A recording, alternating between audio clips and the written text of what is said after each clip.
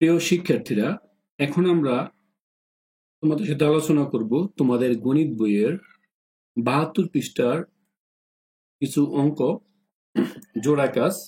আসো আমরা দেখতেছি এখানে কিন্তু এই চক্রবৃদ্ধির কথা বলে দেওয়া আছে। আশা করি তুমি স্ক্রিনে দেখতে পারতেছো। আমরা এই কার দেখো এই 12% হারে চক্রবৃদ্ধির, এই দেখো 12% চক্রবৃদ্ধির মুনাফা হারে, এখানে পার্সেন্ট হার বলে দিছে এবং চক্রবৃদ্ধি সংক্রান্ত বলছে। 12% চক্রবৃদ্ধি মুনাফা হারে চক্রবৃদ্ধি মূলধন কত বছরে 40% বৃদ্ধি পাবে। এখানে টাকা বলে নাই, এখানে কিন্তু আসল কিছুই দেয় নাই, কিন্তু বলছে 12% হারে মানে কত বছরে এই 40% বৃদ্ধি পাবে। এই ক্ষেত্রে আমরা যেহেতু আসল কিছুই বলে দেওয়া নেই, আমরা রূপক করতে আসলকে একটি মূলধন পি ধরে নেব। তাহলে মনে করি প্রারম্ভিক মূলধন আমার পি টাকা, এটা আসলে বুঝতে পারছো।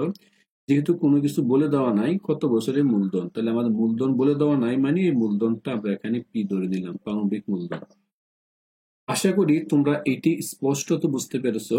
এখন দেখো, আমরা চক্রবৃদ্ধির মূলধনের সূত্রটা আমরা জানি। চক্রবৃদ্ধির মূলধন সূত্র হচ্ছে এ ইকুয়াল পি। দেখো এই চক্র মূলধন হবে বলছে এই মূলধন কত বছরে 40% বৃদ্ধি পাবে। তাহলে এই মূলধন পি, এই আসলটা বৃদ্ধি পাবে, কত বৃদ্ধি পাবে? আসল এর 40%, দুইটা একসাথেই হয়ে যাবে চক্রবৃদ্ধি মূলধন। বুঝতে পারছো কিনা? চক্রবৃদ্ধি মুনাফা এত পার্সেন্ট হারে চক্রবৃদ্ধির মূলধন, দেখো চক্রবৃদ্ধির মূলধন কত বছরে 40% বৃদ্ধি পাবে, অর্থাৎ চক্রবৃদ্ধির মূলধনটা হবে আসল প্লাস আসল এর 40%, এই আসলের 40%। তাহলে আসল পি রয়ে গেল প্লাস পি এর 40%, মানে কত? এই 40 বাই মানে 40/100, 40 ভাগের মানে 100 ভাগের 40 বা 40/100। এখান থেকে ক্যালকুলেশন করলে এই দেখো এই পি কমন নিয়ে নিলাম, তো এখানে থাকতেছে 1, এখানে থাকতেছে এই 40 কে আমি 100 দ্বারা যদি ভাগ করি হয় 0.4। তাহলে ফাইনালি ক্যালকুলেশন করলে আমার মানটা হয়ে যায়, এ হচ্ছে চক্রবৃদ্ধির মূলধন হয়ে যায় 1.4 ইন্টু পি। তাহলে চক্রবৃদ্ধি মূলধন হয় 1.4 ইন্টু পি। আশা করি চক্রবৃদ্ধি মূলধনের বিষয়টা তোমরা বুঝতে পারছো। এটা মূলধন ধরে নিছি, তার সাপেক্ষে মূলধনটা হবে আসল প্লাস আসলের 40%। এবার আমাকে যেহেতু এখানে বলছে দেখো এই মুনাফার হার আর বলে দিচ্ছে 12% এবং 12% ধরে নিয়েছি নিব। এই দেখুন মুনাফার হার বলে দেওয়া আছে 12%, তাই 12% আমরা এখানে ধরে নিব। এটা আসলে না বোঝার তেমন কিছুই নেই। এবং এই পার্সেন্টকে আমি এই 1/100 লিখে তা আমি একটি সংখ্যায় কনভার্ট করে ফেললাম। তাহলে 12 ইন্টু পার্সেন্ট মানে 1/100, এটাকে ক্যালকুলেশন করলে হয় 0.12। আশা করি এই অংশটা তোমরা বুঝছো। তাহলে এটা আমার হয় আর, তাহলে আর এর মান আমরা এখানে নির্ণয় করতে পারলাম। এখানে দেখো এবং বলে দেওয়া আছে সময় কত বছরে, তাহলে আমার এই বছরটা ইন্ডিকেট করে তারা চেয়েছে, মানে এই বছরটাই আমাকে নির্ণয় করতে হবে। তাই আমি বছর n equal to what তা লিখে ফেললাম। আশা করি তোমরা এতটুকু বুঝছো, এটা না বোঝার তেমন কিছুই নেই। এবার আসো আমরা চক্রবৃদ্ধির মূলধনের যে সূত্রটা আমরা জানি একেবারে সরাসরি, আমরা a equal to p 1 plus r to the power n। তোমরা এইটা থাকতে ওইটা বেশ কয়েকবার মুখস্থ করেছো যে চক্রবৃদ্ধির মূলধন, চক্রবৃদ্ধি মুনাফা একটি, চক্রবৃদ্ধির মূলধন এটাকে আমরা a দ্বারা প্রকাশ করি। এটা চক্রবৃদ্ধি মূলধন, a সূত্র হচ্ছে p মানে আসল, আসল 1 plus r মানে মুনাফার হার to the power n, n মানে নাম্বার অফ সময়।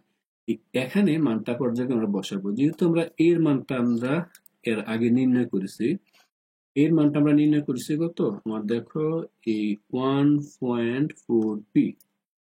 তাহলে এই আসল এখানে এর মান 1.4 পি লিখে ফেললাম, ইকুয়াল এর ইকুয়াল, এই পি এর পি রয়ে গেল, 1 এর 1 রয়ে গেল, আর এর মান আমরা এর আগে নির্ণয় করেছি। দেখো আর এর মান এইটা, আর এর মান হচ্ছে 0.12, তাই 0.12 আর এর মান বসালাম, টু দ্য পাওয়ার n, এই n হিসেবে রয়ে গেল।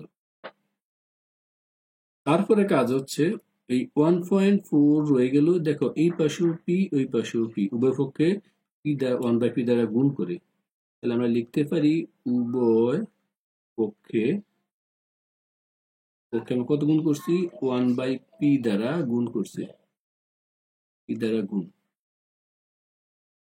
এত এই গুণ করে, তাহলে উভয় পক্ষে আমরা এটা গুণ করলাম। আশা করি তোমরা এটা বুঝছো, এটা না বোঝার তেমন কিছুই নেই।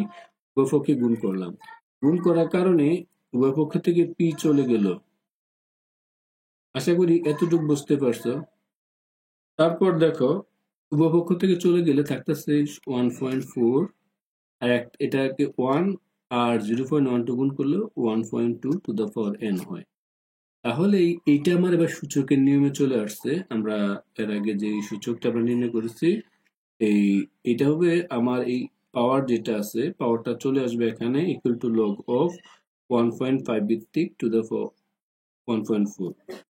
অর্থাৎ আমরা লিখতে পারি, যেটা আমরা মনে করো এখানে এই n ইকুয়াল টু মনে করো a ভিত্তিক x। এই এই সূত্রটাতে এই ক্ষেত্রে মানটা হয় x চলে আসবে, এটা হবে আমার এই লগ অফ a ভিত্তিক n। এই সূত্রটা ব্যবহার করে, আমি আবারও বলি, এই সূত্র ব্যবহার করে এখানে দেওয়া আছে এই n এর মান, এটা হচ্ছে n এর মান, n মনে করো ধরে নিলাম এটার সাথে n ইকুয়াল টু এইটা a ভিত্তিক, এটা হচ্ছে তোমার x। আলটিমেটলি এইটা কিন্তু ধরো, এটা কিন্তু এখানে চলে আসলো, nটা কিন্তু এখানে চলে আসলো, n ইকুয়াল টু এই বৃত্তি হলো যেটা এটা থাকে, আর বৃত্তি হচ্ছে 1.2, আর এই যে 1.4 দেখো এই n যেটা, এটা চলে উপরে পাওয়ার হিসেবে চলে গেল। সেগুলো এতটুকু বুঝছো।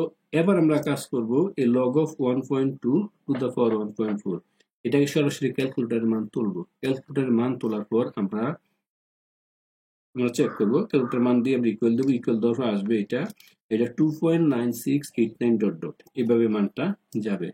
এটাকে আমরা প্রায় 3 লিখে ফেলবো, যেহেতু বছর হিসাব করি না, তাহলে এটা হয় 3। সুতরাং চক্রবৃদ্ধির মূলধন হবে 3 বছরে আমার 40% বৃদ্ধি পাবে। অর্থাৎ কত বছরে মূলধন বৃদ্ধি পাবে? তাহলে আমরা চক্রবৃদ্ধির মূলধনটা নির্ণয় করেছি এ, এখান থেকে n এর মান নির্ণয় করেছি। সুতরাং আমরা বলতেই পারি চক্রবৃদ্ধির মূলধন যেটা, এটা বৃদ্ধি পাবে এই 3 বছরে 40% বৃদ্ধি পাবে। তো এখানে একটি আমাদের লগে সূত্র মনে রাখতে হবে। আমি আবার বলি, সূত্রটা হচ্ছে n ইকুয়াল এই মনে করো a ভিত্তিক x। এটাই ক্যালকুলেশন, যদি এটা থেকে আমরা সূত্র লিখতে পারি x equal a log of a ভিত্তিক এই n। আশা করি বিষয়টা বুঝতে পারছো। এই সূত্রটা অবশ্যই মনে রাখতে হবে, শুধু এখানে না, এখানে বেশ কয়েকটি চক্রবৃদ্ধির অঙ্ক দেওয়া আছে এই অধ্যায়ে। এই অধ্যায়ের জন্য আমাদের এই সূত্রটা মাস্ট বি নিডেড, সূত্রটা মনে রাখতেই হবে। আশা করি তোমরা ওটা বুঝছো। তারপরেও এখানে যেহেতু মূলধন দেওয়া নাই, প্রারম্ভিক মূলধন ধরতে হবে। চক্রবৃদ্ধির মূলধন 40 বছরে, মানে 40% বৃদ্ধি হবে কত বছরে? তাই চক্রবৃদ্ধির মূলধন হবে আসল প্লাস আসলের 40% বৃদ্ধি। তাহলে আসলের 40% পি প্লাস পি ইন্টু কত 40/100। এখান থেকে পি রাখলাম, এই ক্যালকুলেশন এইটা কিন্তু আমার সব থেকে ইম্পর্টেন্ট একটি বুঝার বিষয় প্রশ্ন অনুসারে।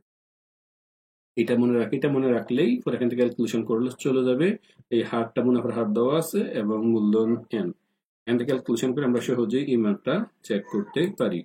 আশা করি তোমরা এতটুকু বুঝছো, এটা নিয়ে কারো কোনো প্রবলেম নেই। সবাইকে অসংখ্য ধন্যবাদ। আল্লাহ হাফেজ।